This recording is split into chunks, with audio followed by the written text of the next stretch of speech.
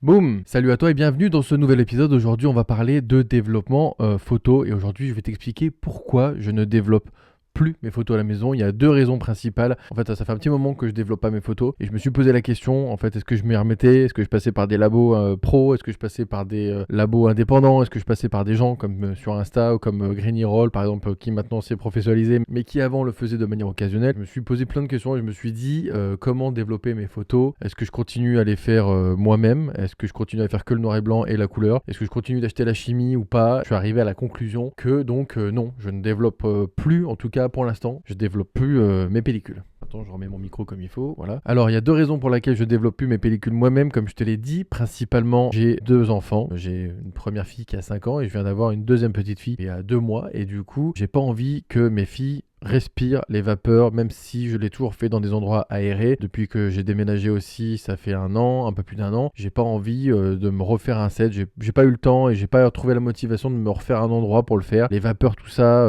j'ai pas envie qu'elles respirent ça. Donc ça, c'est ma première raison, c'est que j'ai pas envie de faire subir ça à mon entourage. Il n'y a pas forcément assez de recul pour savoir si ces vapeurs-là sont nocives de loin, on va dire. C'est pas très clair, donc du coup, en fait, ça fait des années que moi je le faisais quand j'étais tout seul. Maintenant qu'il y a la petite famille autour, j'ai pas envie de leur faire prendre un risque, donc c'est ma première raison. La deuxième raison principale, c'est le recyclage des chimies. Alors moi, dans la déchetterie à côté de chez moi, ils ne prennent pas les produits chimiques. Les produits chimiques quand tu vas jeter tes produits après les avoir utilisés. Et même pire, c'est même eux qui m'ont conseillé de les jeter carrément dans le lavabo, dans la baignoire. Je trouve ça assez fou parce qu'on sait que c'est polluant, donc je trouve ça dingue. J'avais déjà proposé à plusieurs laboratoires en fait de leur laisser les chimies pour qu'ils puissent les recycler eux, sauf que le problème c'est que les laboratoires eux, quand ils achètent un certain volume de chimie, eux ils ont un certain volume de chimie donc qui rentre et ils doivent avoir le même nombre qui sort. Donc du coup c'était un peu compliqué pour eux. J'ai réussi à le faire peut-être une ou deux fois, mais vraiment ça s'est très souvent soldé par un échec.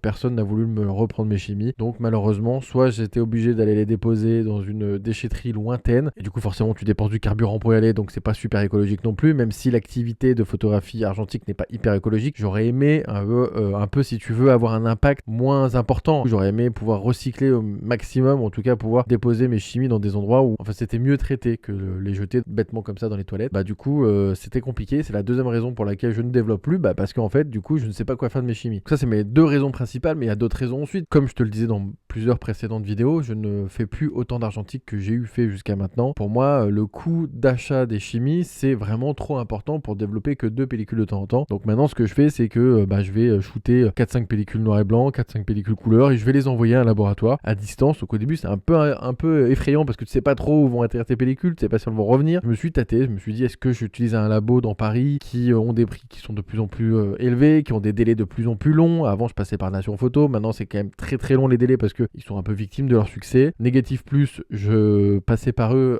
quand je suis arrivé sur la région parisienne il y a une quinzaine d'années. Je ne passe plus par eux parce qu'ils m'ont abîmé énormément de négatifs et ils ont toujours été de très mauvaise foi, donc du coup c'était très compliqué, donc je passe plus par eux. Je sais qu'il y a par exemple Panajou par exemple dans la région bordelaise, il doit y avoir d'autres sur la région lyonnaise, en tout cas il y en a un petit peu dans toutes les grandes villes, mais moi je passe par un photographe indépendant, enfin pas indépendant mais un laboratoire indépendant. J'avais trouvé ça parce que le prix était vraiment très bas, même si le délai est très long, enfin plus long que ce que je pourrais avoir par exemple chez Nation Photo au début on va dire, parce que maintenant c'est plus le cas. C'est un peu long mais en tout cas le tarif pour moi est très très concurrentiel. Si tu veux plus de détails je t'en parlerai en privé parce que je suis pas sûr qu'ils acceptent que je parle d'eux parce que finalement ils sont pas au courant que je fais la vidéo, donc je vais pas parler d'eux comme ça. Ce serait pas pour ne pas leur faire de la pub, mais est-ce qu'ils ont la capacité de recevoir beaucoup de gens après, je sais pas, et je sais pas s'ils ont envie qu'on parle d'eux, donc si tu veux on en discute en privé. Donc voilà, j'ai fait le choix de passer comme ça parce que après il y a aussi le choix de passer par des indépendants qui se lancent. Je pense notamment à Clément avec Greeny Roll. Je passerai peut-être un jour avec eux, même si j'ai jamais eu l'occasion de tester leurs services. Je vois que c'est des services de qualité et je vois que c'est des services haut de gamme. Le prix est pour moi rédhibitoire parce que j'ai pas les moyens de me lancer là-dedans, parce que moi la photo argentique ça reste un moyen on va dire que je fasse de la photo pour moi pour le skateboard ou professionnellement, mais je le facture et quand je le facture là j'envoie vers des labos pro où je suis sûr de la qualité et je suis sûr surtout du rendu et je sais que en fait le délai va être très rapide, mais là c'est inclus dans la prestation, donc en fait ça n'a rien à voir, mais la plupart du temps l'argentique je le fais en fait pour moi et du coup j'ai pas envie de mettre trop d'argent dedans et les services comme propose Clément, je parle de Clément parce que c'est celui à qui je pense maintenant, mais je sais qu'il y a Adré aussi qui propose ce genre de choses. Je l'ai jamais essayé. Je sais en voyant leur story, en voyant tout ce qu'ils font derrière, que c'est très pro, que c'est même peut-être plus pro que certains laboratoires pro qui ont pignon sur rue, qui ont des boutiques, mais le prix pour moi est rédhibitoire parce que c'est assez cher. Après, voilà, la qualité est là, donc tu payes la qualité, tu payes le délai qui est quand même vachement plus court que dans certains laboratoires, tu payes l'attention qui est derrière parce que je sais que Clément, lui, c'est très très personnalisé par rapport au rendu. Il y a quelque chose qui est vraiment plus poussé et je pense que pour moi,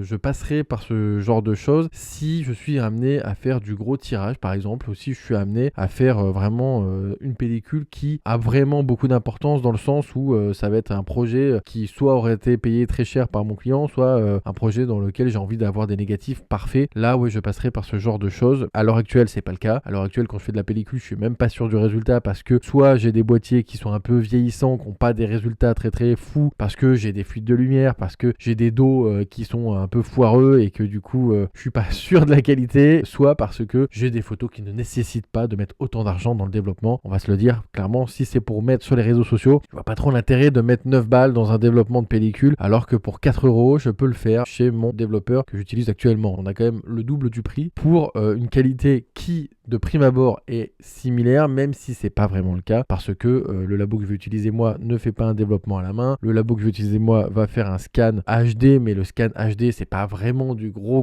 HD, ça va suffire pour les réseaux, mais c'est pas non plus de la énorme qualité. Alors qu'avec Clément, par exemple, comme Adré, ils vont te faire une qualité optimale et ils vont vraiment te développer ta pellicule comme elle doit être développée par rapport à la pellicule. Et ça, c'est vraiment cool. Par rapport aux couleurs et tout, c'est vraiment génial. Mais moi, personnellement, pour l'instant, j'en ai pas besoin. Donc, j'ai pris la décision de ne plus développer mes pellicules à la maison et de les envoyer à distance. Du coup, ça reste en France parce que je sais qu'après, il y a des laboratoires qui sont à l'étranger, qui sont des laboratoires très renommés. Après, qu'est-ce que ça vaut? Est-ce que c'est vraiment différent d'autres choses? Moi, j'ai pas essayé ce type de laboratoire indépendant, donc je pense que c'est pas hyper concluant. Après, s'il y a des labos indépendants qui voudraient développer des pellicules à moi pour que je puisse faire une vidéo comparative entre un labo de quartier, un labo indépendant et moi, par exemple à la maison, je pense que ça serait intéressant de shooter une pellicule comme ça, enfin 2-3 pellicules comme ça et de faire plusieurs types de développement différents, en commençant par le noir et blanc parce que c'est plus simple de développer du noir et blanc, en tout cas moi à la maison, au niveau des températures de développement c'est beaucoup plus simple à gérer pour moi. C'était plus une réflexion autour de vraiment pourquoi je développais plus mes pellicules ces derniers temps et c'est vrai qu'on m'a posé les questions, est-ce que tu développes tes pellicules? Et c'est vrai que moi au début oui, et au début de ma chaîne je te le disais que je développais mes pellicules couleur et noir et blanc, mais au final en fait j'ai arrêté parce que du coup ça coûte cher, parce que j'ai plus assez de rendement photographique argentique et parce que comme je te disais, donc principalement pour mes enfants. Merci à toi d'avoir suivi cet épisode, j'espère qu'il t'aura plu. On se dit à très bientôt pour une prochaine vidéo, épisode podcast qui parlera forcément de photos argentique ou numérique, c'est toujours pas le problème sur cette chaîne. D'ici là, sors faire des photos, salut.